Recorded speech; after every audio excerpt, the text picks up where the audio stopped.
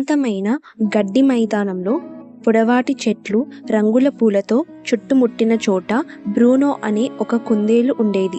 కానీ బ్రూనో సాధారణమైన కుందేలు కాదు. అతను అడవిలోని అత్యంత పెద్ద కుందేలు. ఒకరోజు ఉదయం అడవిలోని జంతువులందరూ పెద్ద సమస్యను గమనించారు. నది ఎండిపోయింది.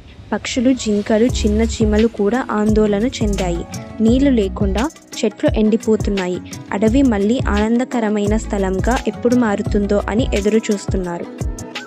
టీమో అనే తెలివైన పాత తాబేలు ముందుకు వచ్చి ఇలా చెప్పాడు. ఎక్కడో నదిని అవరోధం చేస్తుంది.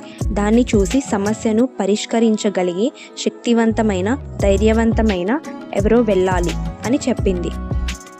అన్ని జంతువులు చూపులు బ్రూనో వైపు తిరిగాయి. అతను పెద్దవాడే అయినా అతను చాలా మృదువైనవాడు. ఈ గొప్ప పనిని అతను చేయగలడా? బ్రూనో లోపల ధైర్యాన్ని కూడగట్టుకొని నేను చూస్తాను ఏమైందో అని చెప్పాడు. బ్రూనో పర్వతాల వైపు ప్రయాణం ప్రారంభించాడు. అక్కడ నుంచి నది ఉద్భవించింది.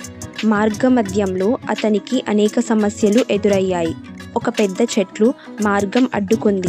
కానీ అతను తన బలమైన కాళ్ళతో దాన్ని దాటి దూకాడు. ఒక గుట్ట ఎక్కాల్సి వచ్చింది. కానీ అతను తన పెద్ద తొడలతో నేలను గట్టిగా తవ్వుకుంటూ పైకి చేరాడు.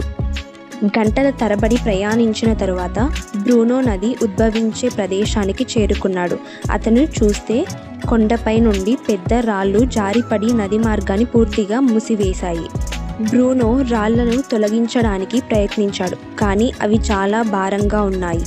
తవ్వే ప్రయత్నం చేశాడు. కానీ వృధా అయ్యింది. అతను కాసేపు కూర్చొని ఆలోచించాడు. అప్పుడు ఒక మంచి ఆలోచన వచ్చింది. బ్రూనో తన పెద్ద పంజాలతో మట్టి తవ్వడం ప్రారంభించాడు.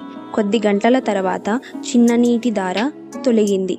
కొద్దిసేపటి తర్వాత నది మళ్ళీ ప్రవహించడం ప్రారంభించింది. అడవిలోని జంతువులందరూ బ్రూనోను హర్షధ్వాని చేశారు. టీమో చిరునవ్వు ఇచ్చి నువ్వు చాలా గొప్పవాడివి బ్రూనో అని చెప్పాడు. Like, share and subscribe.